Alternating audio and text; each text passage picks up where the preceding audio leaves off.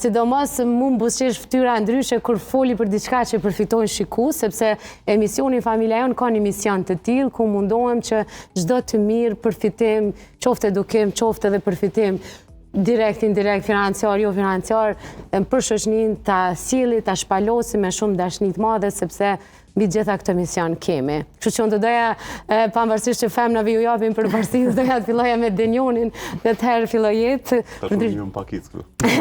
Okej, për respektojmë pakicën në këtë rast.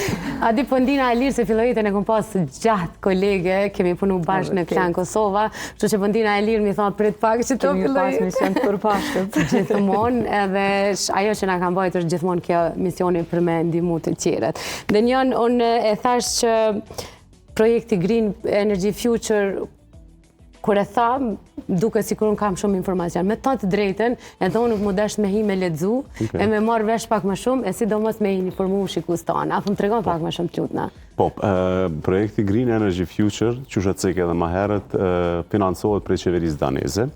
Është Ministria e Punëve të Jashtme e Danimarkës dhe synim kryesor ka me ndihmu Kosovës në tranzicionin e drejtë dhe të gjelbërt.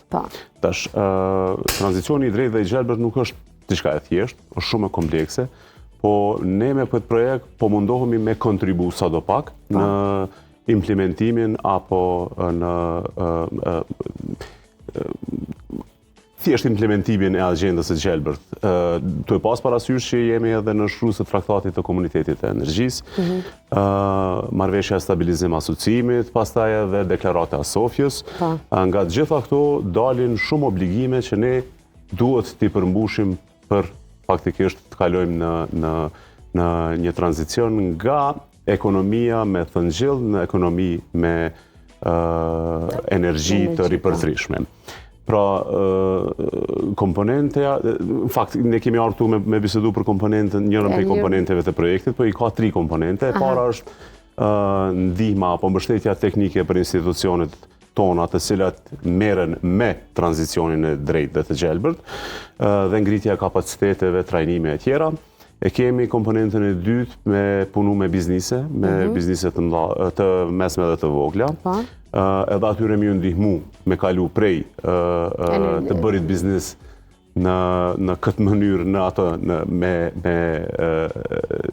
energji të ripërthrishme. Si dhe kemi komponentën për cilën do të flasim sot, është komponentja kryesore, po është komponentja kryesore që është mi ndihmu familjeve më në nevojë me implementimin e masave të eficiencës në për shtëpitë e tyre.